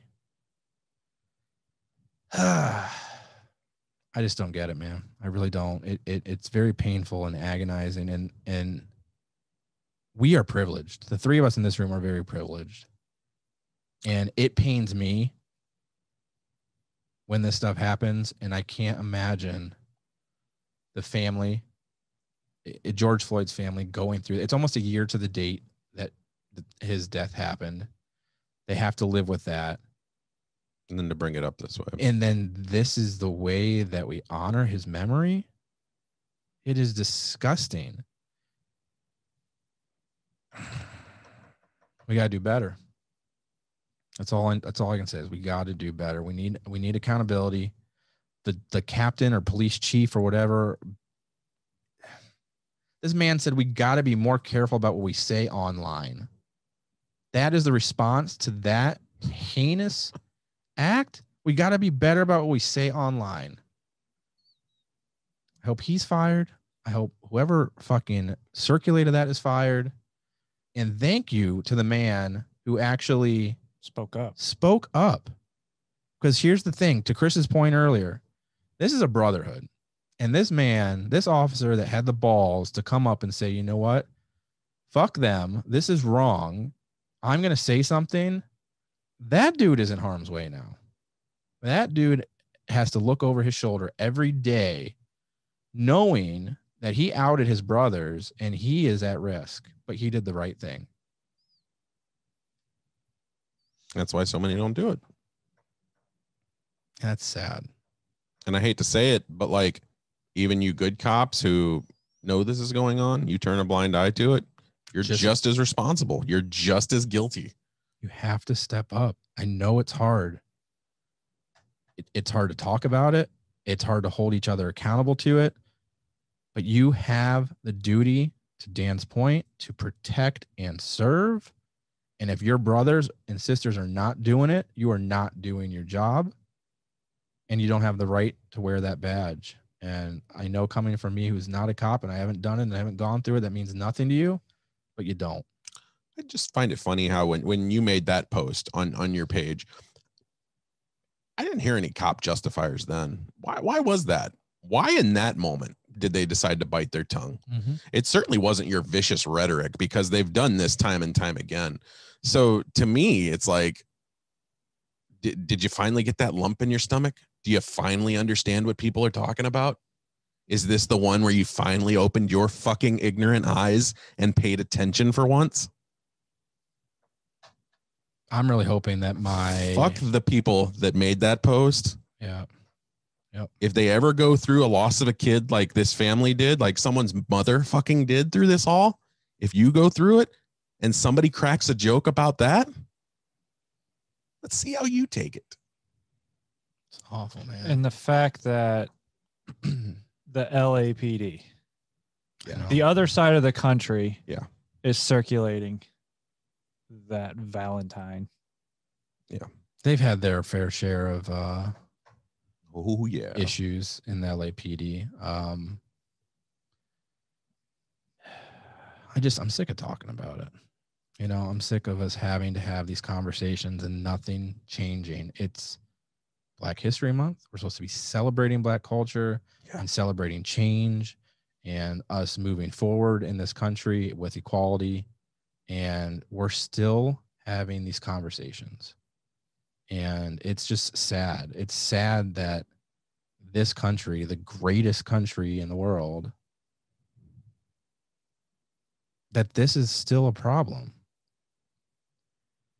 It's just very disheartening. And I just really hope that in my lifetime that I see an end to this, that I see that we finally open our eyes and that maybe our generation can be the generation to put an end to it. You know, we still have some of the people that grew up during the time frame of high racism, and that's still trickling through bloodlines. But I think for the most part that our generation is starting to realize and push forward, and hopefully that our kids maybe won't have to see this or live through it, because that's a scary thing to raise a kid right now and bring a kid into this world. I would hate to have to raise a child. I cannot imagine as an African-American having to raise a kid in today's society and explain to them the difficulties that they're going to live through because of the color of their skin.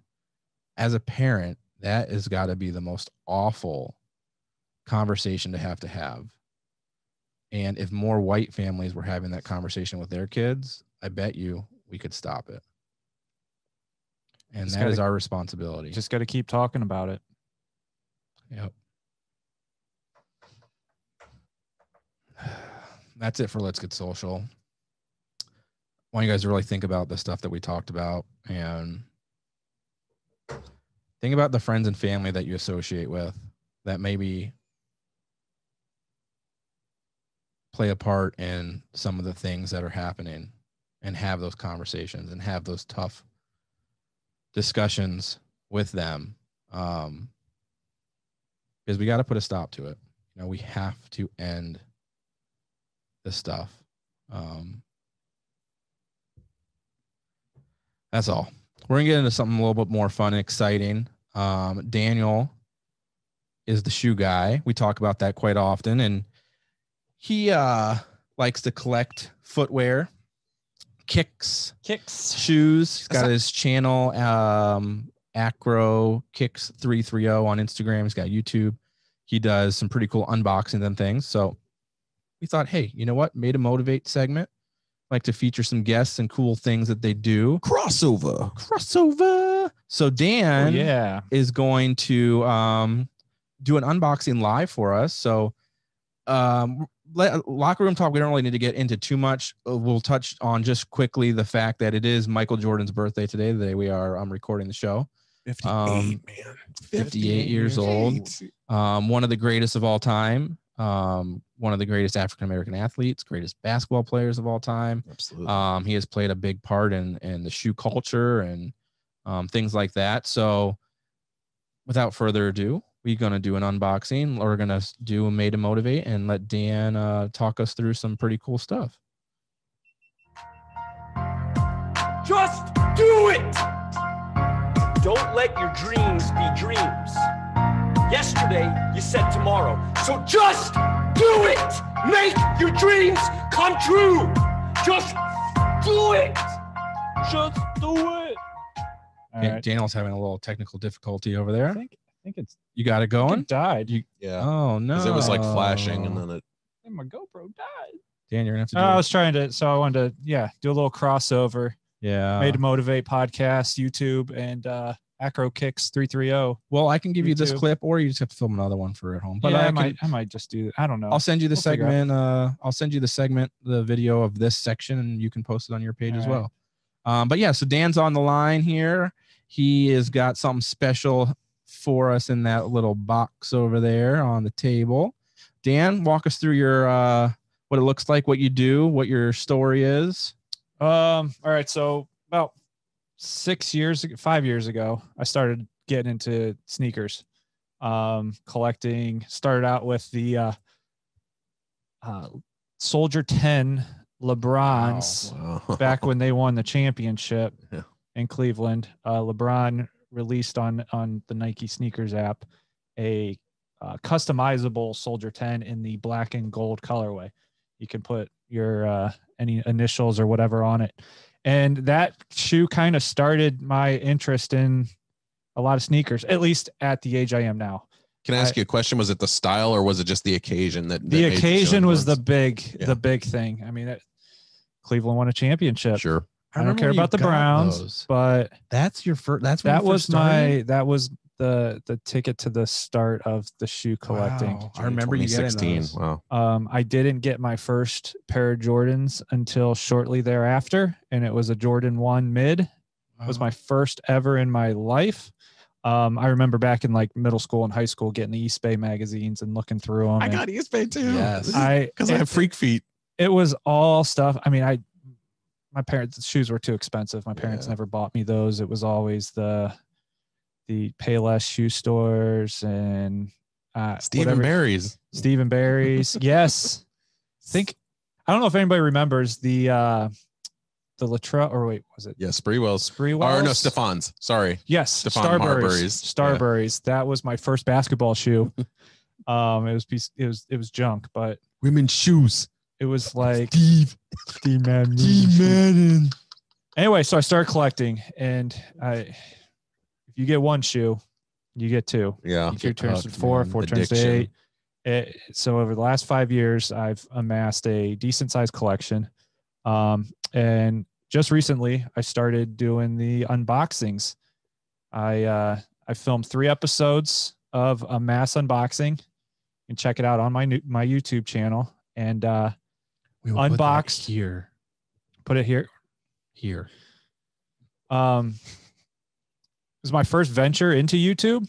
So I've never done video editing. I've never done I've got a camera. I tried taking some photos.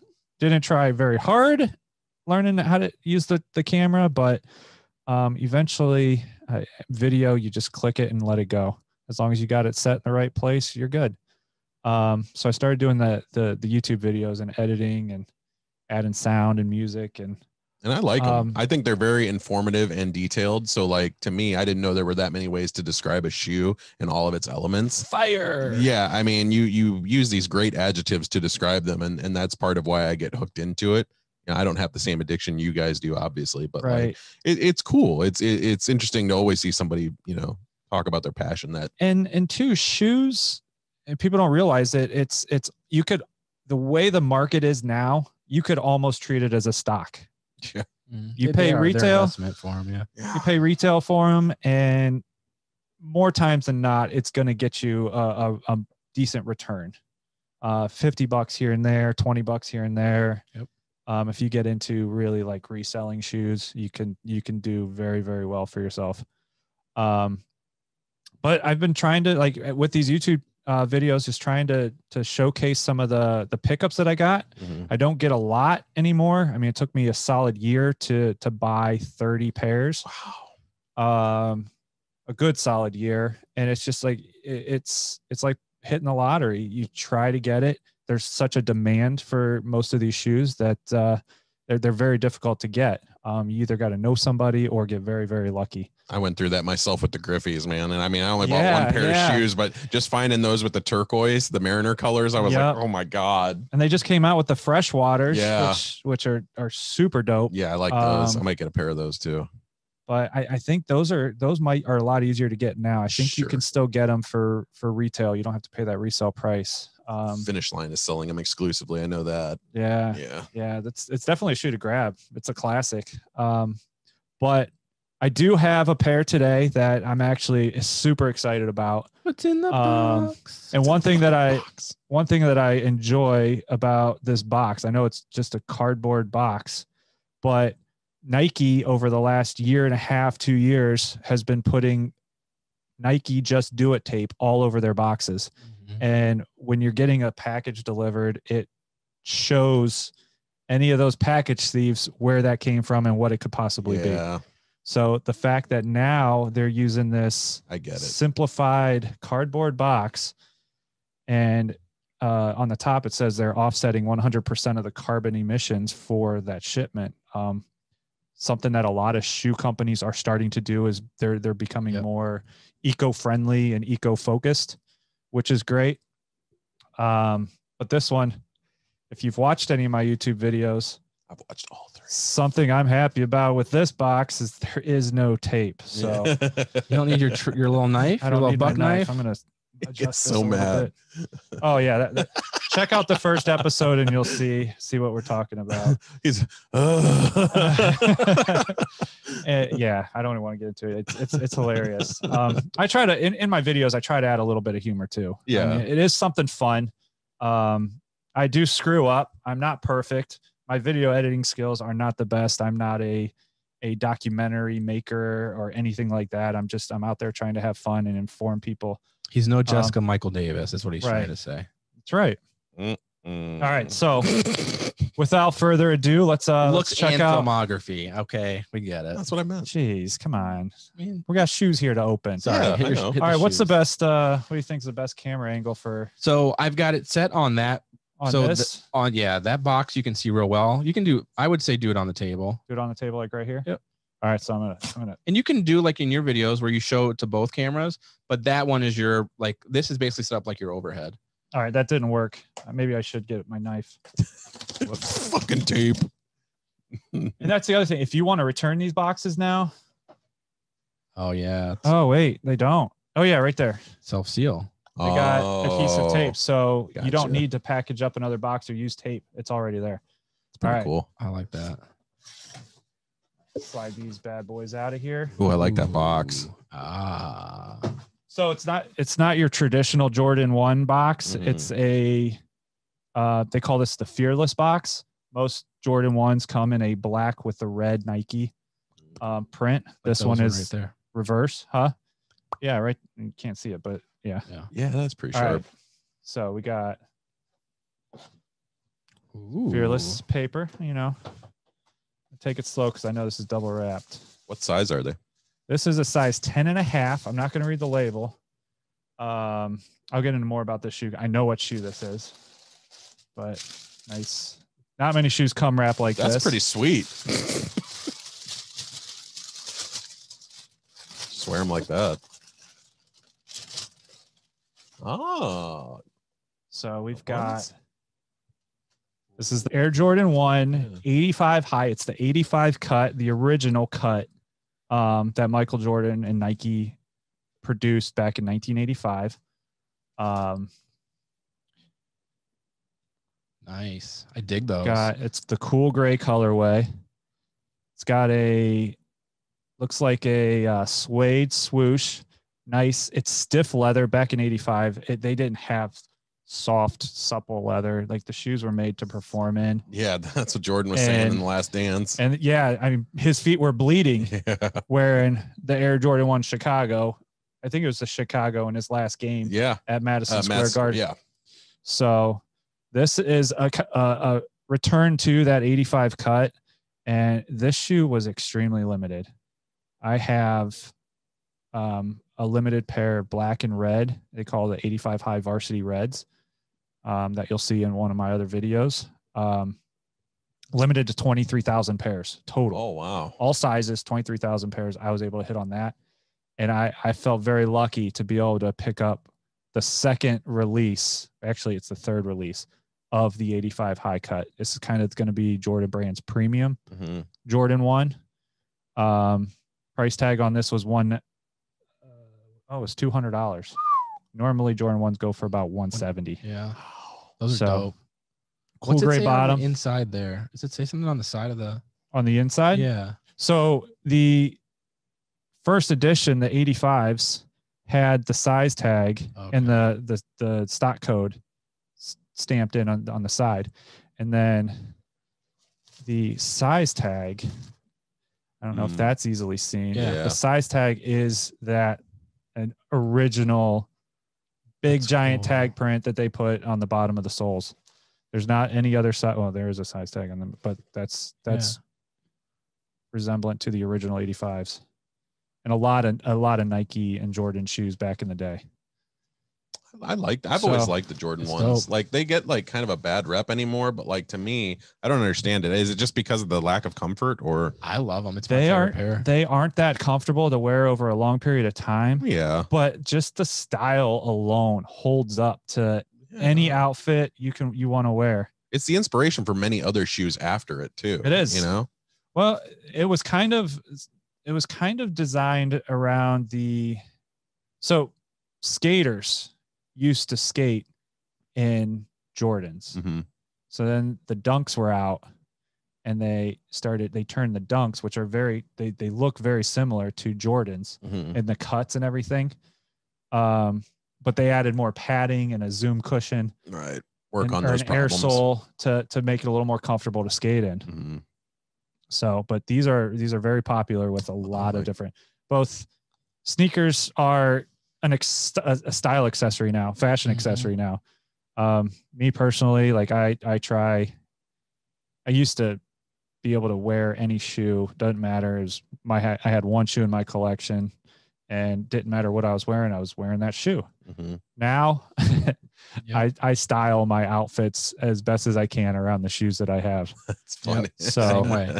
it's just, and it used to be a very easy decision on what I was wearing. Now, like I'll get dressed and then I'll go into my room and I'll stare at the 100 and some odd pairs that I've got, trying to decide which shoe I want to wear. What's going to look good? Am I going to wear red today? Or am I wearing blue? What's going to go with that? It's It's pissing off my girlfriend because I take longer to get ready. But, you know, it's a passion of mine, and I'm glad that I've gotten into the collecting. It's a very expensive hobby. Yeah. Are you insured? Yes. Damn. I mean, you got to be 100 pairs, man. Yeah. It's hard to put a value on it because it changes, and that's where like insurance. If you go to get paid back, something happens, they're looking at retail, not resale. You get the exchange prices. So, best I can do is $2. $2. Yeah. So, I mean, I try to take good care of my shoes. A lot of the shoes I've worn, but there's still a lot of shoes that I haven't worn yet. What would we call those? Dead stock shoes. Dead stock shoes. I wouldn't wear those because, man, I would get those dirty in 1 second. I will wear these. Yeah. Spring, summer, these will be going on foot. The black and red ones, the varsity reds that I have, I'm very hesitant to wear those. Yeah. Because they are so limited, and I see the value on those skyrocketing. As soon as you wear a shoe, just like driving a car off the lot, the value goes down. Yes, sir. But if you can keep it in pretty good shape, there's still a lot of value in it. Yeah.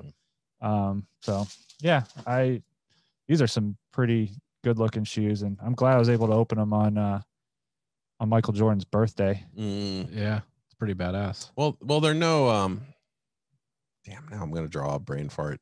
His dad's shoes. Oh, they're no Merrills. They're right? no Merrills. They're no Merrills. Oh, Wesley. My dad's a one and done for 5 years. He's one pair of shoes for 5 years, or until they're worn into the dirt. That's me. I used to be that way. I honestly, I didn't have my first pair of Nikes until I was in my mid-20s. Wow. So what'd you get as a teenager? K-Swiss. K-Swiss. Wow, that's a thing of the past. Was something I wore a lot. Cool for a while though. Trying to think of some other stuff. It wasn't anything memorable. Mm-hmm. Like I said, like Starburys in high school, middle school. Cheap ass shoes, man. Yeah. But yeah, it wasn't anything memorable. The first Nikes I bought were the Free Run 2.0s, which were extremely comfortable, lightweight.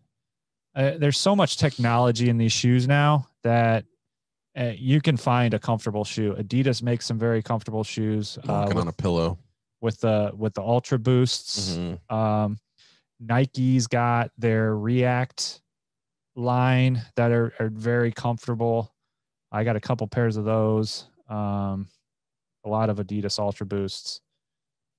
And hell, I walked around in a pair of Yeezys in Disney World for 10 hours. Yep. And impressive. Felt perfectly fine. Comfortable. Boost is great. But I don't want to take away from the Nikes and the Jordan brands. They've got some pretty stylish shoes, and I'm excited for these. Add them to the collection. Add them on my wall. I like them.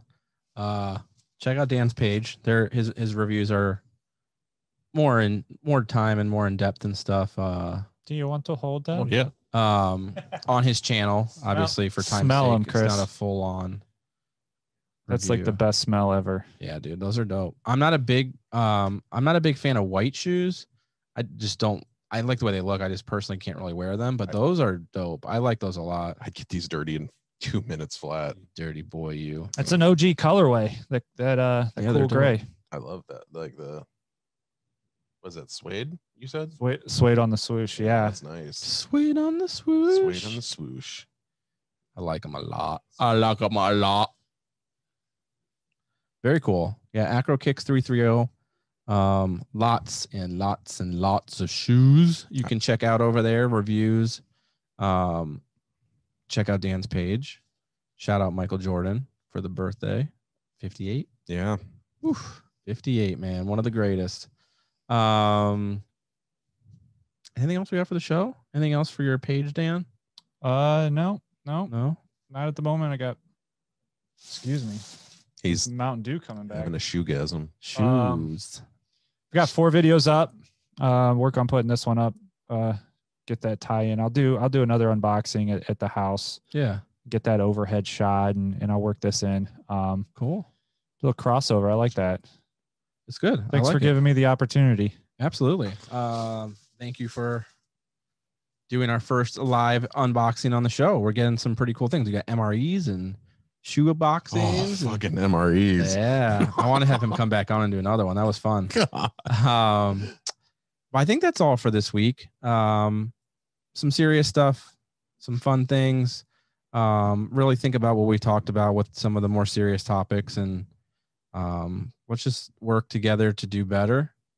And next week we should have Mr. Jesse Unk back, hopefully. And we will have another fun-filled show for you then. Anything else from you guys? That's it. Peace out. Deuces. Peace, love, chicken grease. Do better out there, everybody. Let's do better. All right, guys. Thanks for tuning in, y'all. That is Made to Motivate podcast. Make sure you tune into the show every week. Like, share, subscribe, hit the bell on YouTube so you know when the new videos launch. And check out our pages individually if you can. We appreciate the support. At Jesse Unk SI on Twitter. Chris, the Film Freak Kessinger. Check out the Film Freak Review page on Facebook. And I am Ryan Weiss. You can check out rockeverywhereinc.etsy.com to follow my art and apparel page. We appreciate the support. And, of course, at Made to Motivate podcast on all social media sites. Thanks again, and we'll check you next week.